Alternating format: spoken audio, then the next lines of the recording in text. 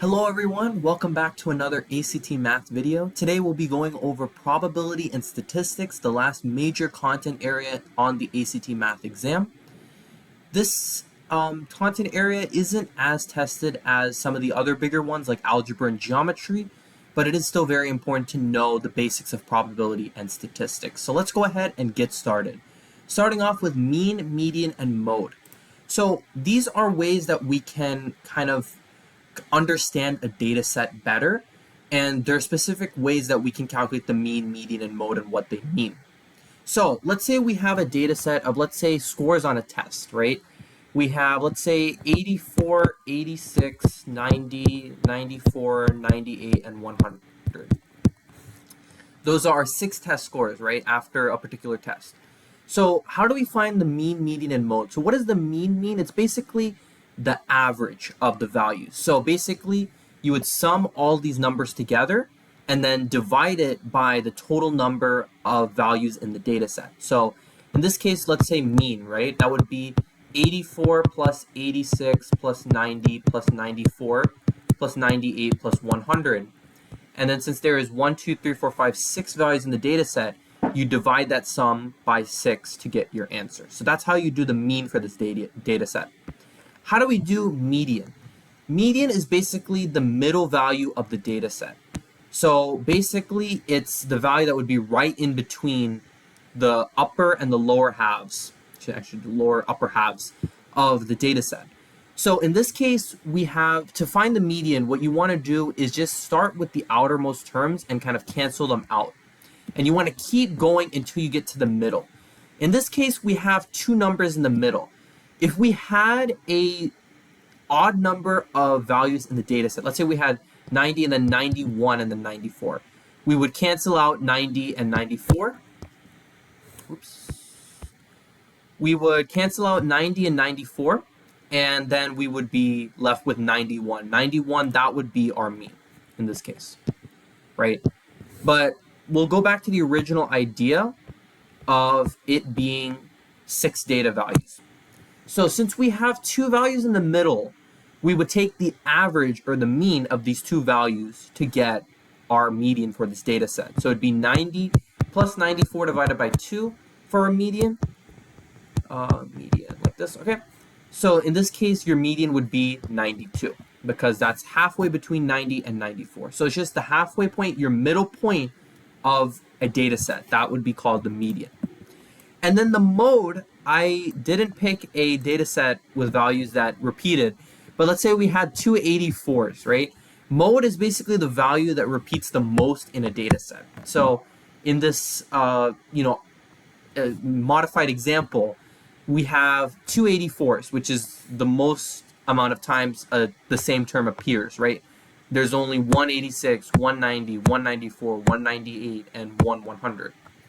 So there's 2 84s. This would be our mode in this case. So it's actually pretty simple to understand. Just remember, mean is average, median is the middle, and then mode is what appears most often. All right. So now let's move on to the next topic of simple counting numbers. So basically, these are like Venn diagram kind of problems, right? Let's say, for an example, we have people in Spanish class and people in band, right? Let's say we have, excuse me, I'm giving you an example kind of how the ACT Math would say. Let's say we have 50 students, right? They're all taking Spanish, band, or both, all right? We have 30 students in Spanish. I actually should not put that in there. We have 30 students taking Spanish, and we have 25 taking band. So how many are taking both Spanish and band? So the key to these kind of problems is this, right? In terms of the 30 who are in Spanish and the 25 who are in band, right? We have double counted people because some students can be both in Spanish and in band. So what you want to do is add these values up, right? You get 55. You think, okay, 55, that is bigger than the 50 that I'm given. So you want to subtract the 2 values to get the number of students who are only in this middle section right here, which is what we want. How many are doing both Spanish and band? So 55 minus 50, that gives us 5. So 5 students are both in Spanish class and they do band. Another example, let's say we have, we want to figure out how many students do neither, right? Let's say we have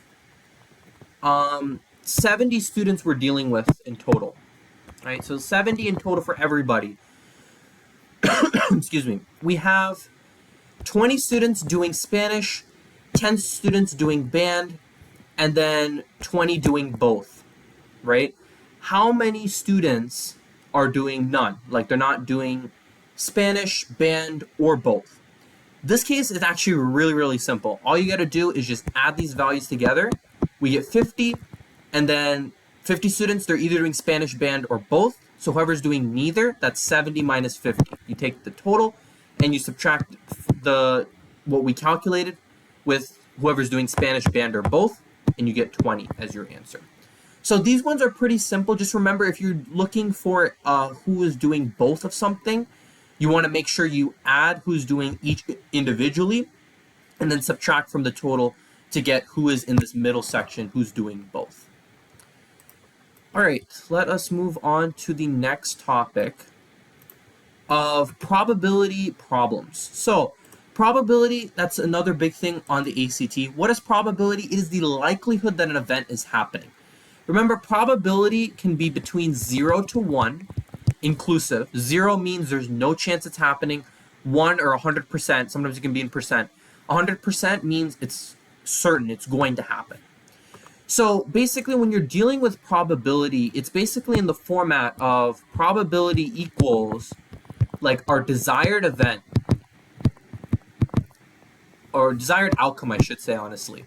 Desired outcome over all outcomes, right? It's something over everything, basically. So, for an example, if we have like the probability that it will rain, right? If it's 3 over 10, that means there is a 30% chance that it will rain on a particular day, for example.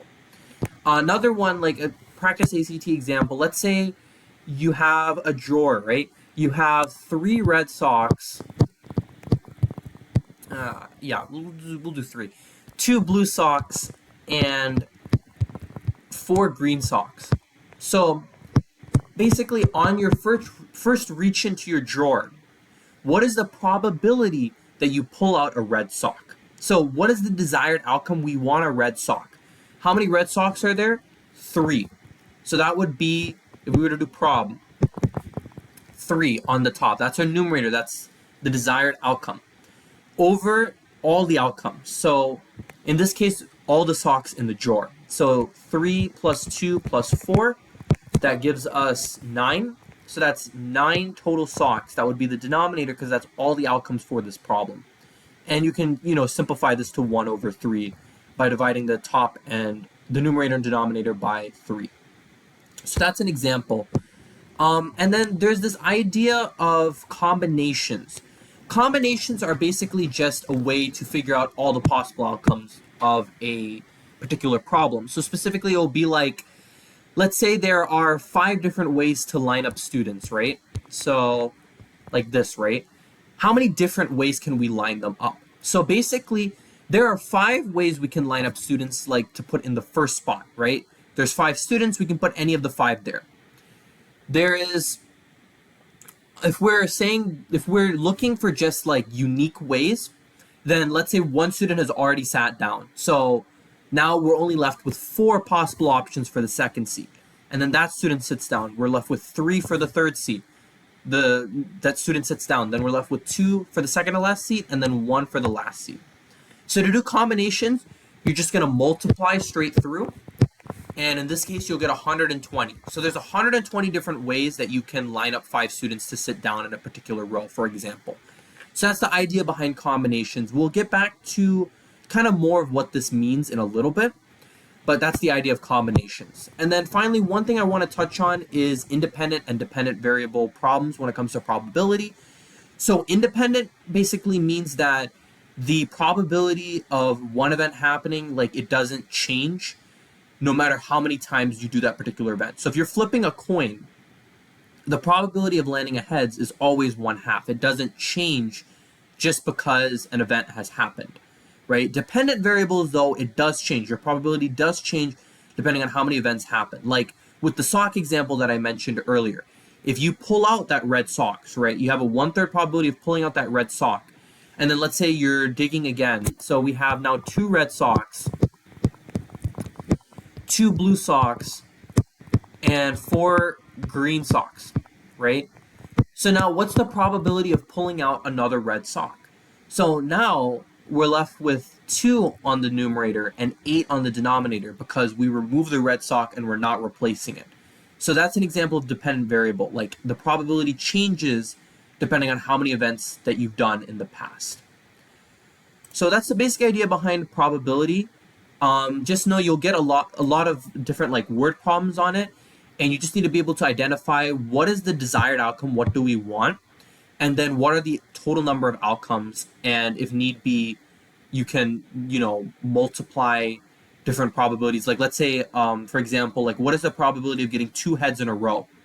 This is important since they are basically mutually exclusive.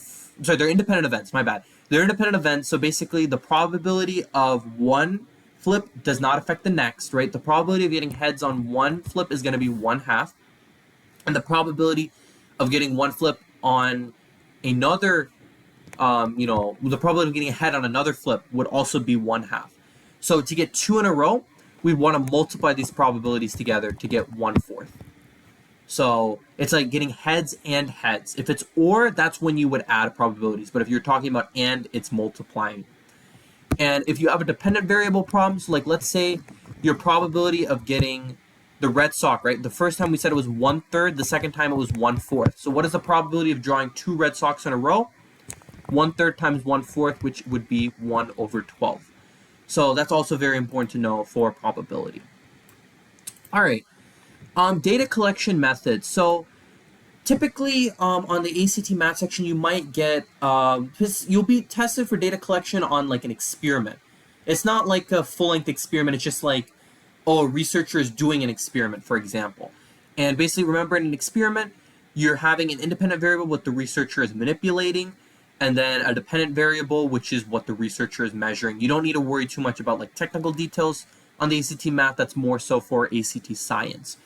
But there are a couple particular ways like a researcher can do an experiment through either a survey or a census. So like a survey basically is you're not asking everybody. Census, you're asking everybody to do a particular, part of your study. You're asking the entire population, that would be your sample.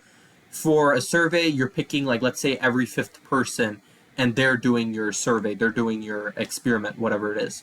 And it's important to know this because sometimes they'll ask you if they have, like, let's say a researcher has a particular population in mind, like they want to survey U.S. households about where they get their drinking water. I don't know, that's an example.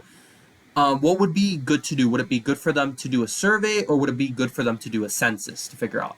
And the answer here would actually be a survey, because it's really impractical and time consuming to do a census, because you're asking every single household in the United States. That's your population you want to generalize your results to. And it's just not practical to do that since there's so many households in the United States. So it's better to do a survey. You're taking a sample of the population and you are asking them this question, and then you should be able to generalize it to the entire population if your sample is random, meaning that you're doing, like, let's say every 5th household, or you're not just doing convenience sampling, which is where you're only looking at households around your area or something. So that's the basic idea behind data collection. You won't get a ton of questions on that, but just remember, random sampling is important, and it's better to do like surveys, which are dealing with samples, more than censuses for a particular issue most of the time, unless your population is really small. All right. And then range, standard deviation, and normal distribution. So these are measures of variance. Mean, median, and mode, which we talked about earlier, those are measures of center. But range, standard deviation is more measures of variance. So I'm going to go back to our grades example. These were the values that we had for grades. And what is range? Range is basically your largest value minus your smallest value. So our biggest value is 100. 84 is our smallest value, so the range is going to be 100 minus 84, which is 16. So that's the idea of range. It's just biggest minus smallest.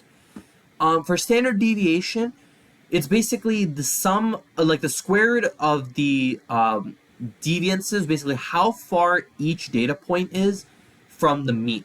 So you don't need to calculate it on the ACT math exam. You just need to understand what it means, which we're going to talk about a little bit when we get to the normal distribution in just a second. But it's just basically how far away are the data points from the mean. And one of the most important things to note about for in terms of figuring out how do you describe data sets, it's a little bit more statistics heavy than you need to know for the ACT math exam. But basically the mean and the standard deviation, it's not resistant to outliers. What are outliers? They're values that are like really big or really small compared to the rest of your data. Because remember, mean is an average.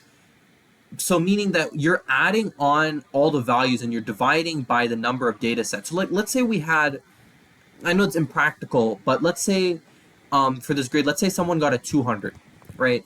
That could be just a mistake on the teacher's end, or we can do a more realistic, let's actually do a more realistic example than 200. Let's say someone got a 20. That's more realistic, right? That number is going to drag down your mean and your standard deviation because your standard deviation is based on your mean.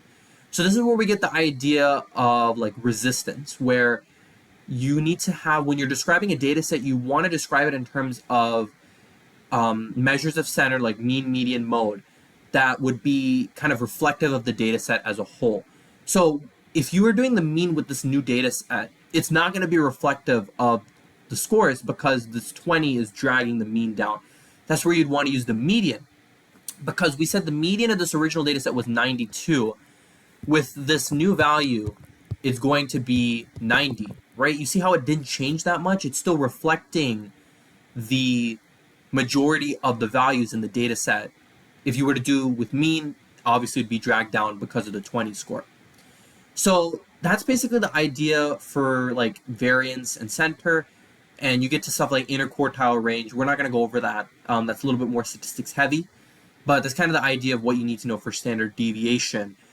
But let's talk about the normal distribution really fast. That's where standard deviation is really going to come into play. So normal distribution looks like this. You have, this is a line, by the way, and it's like this. It's this bell. I can't even draw. Wow. Okay. Let me try again. Let me draw you guys a better bell curve than that. That was pretty bad. Like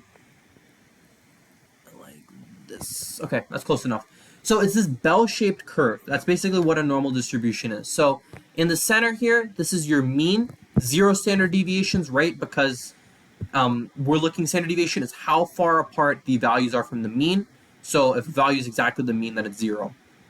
We have 1 standard deviation, 2 standard deviation, 3 standard deviation above the mean.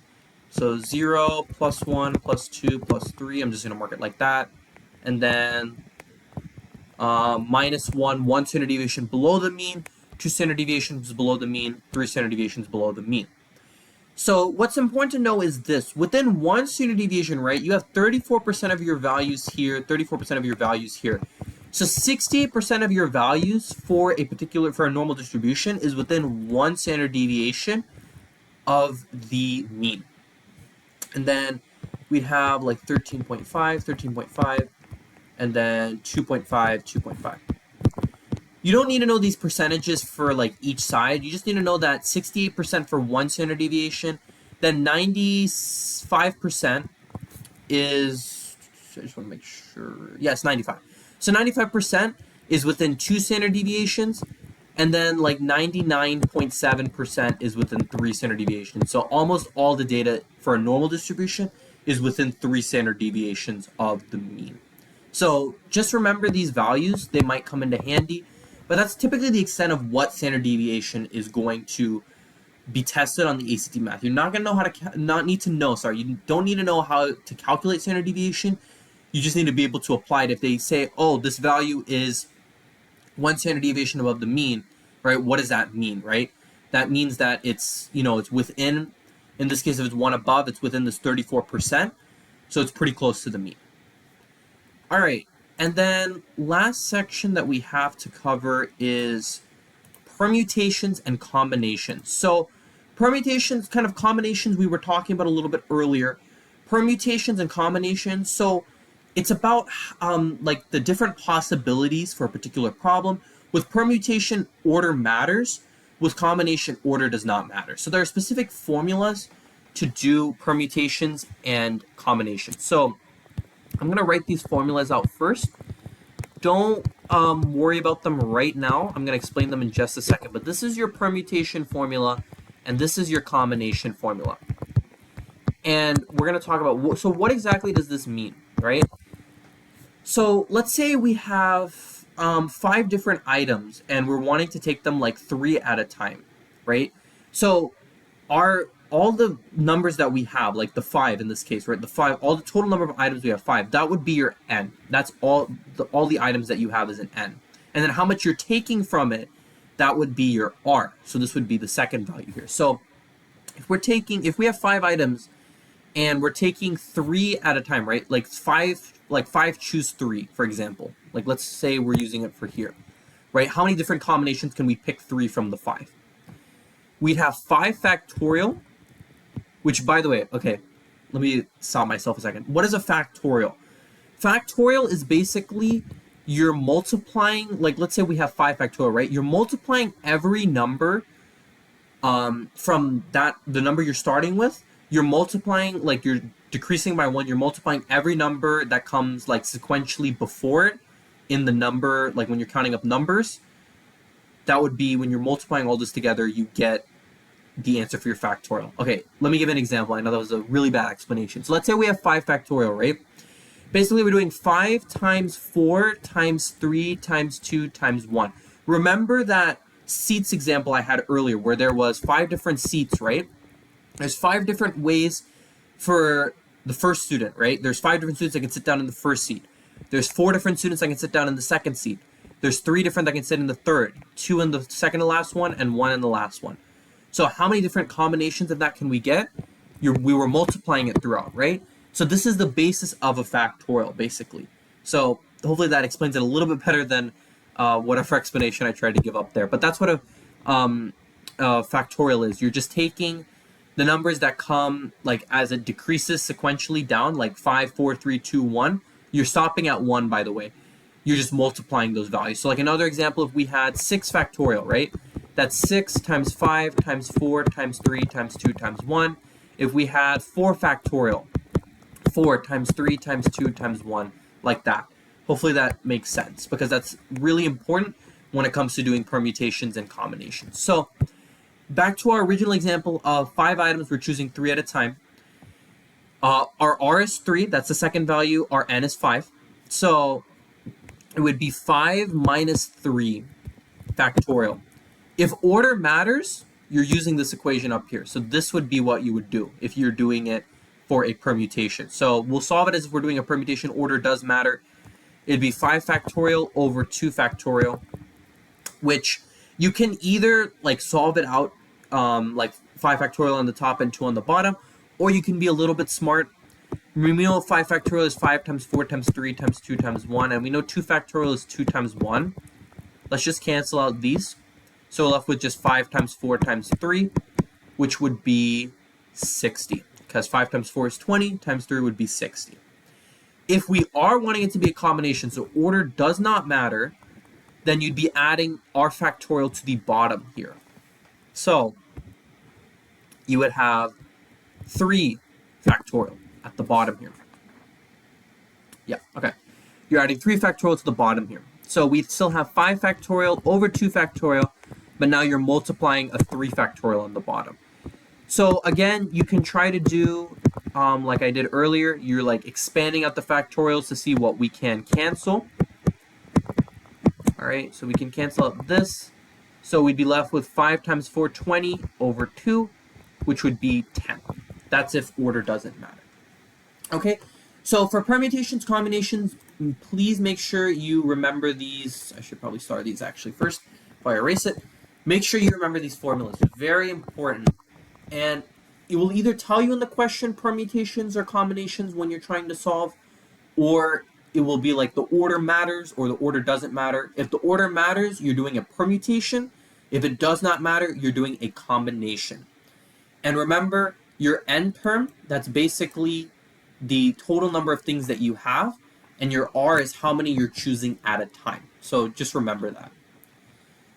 All right, everyone, that is it for probability and statistics. Again, it's not as heavy as algebra and geometry, but you're still going to get questions on it. It's still very important to know.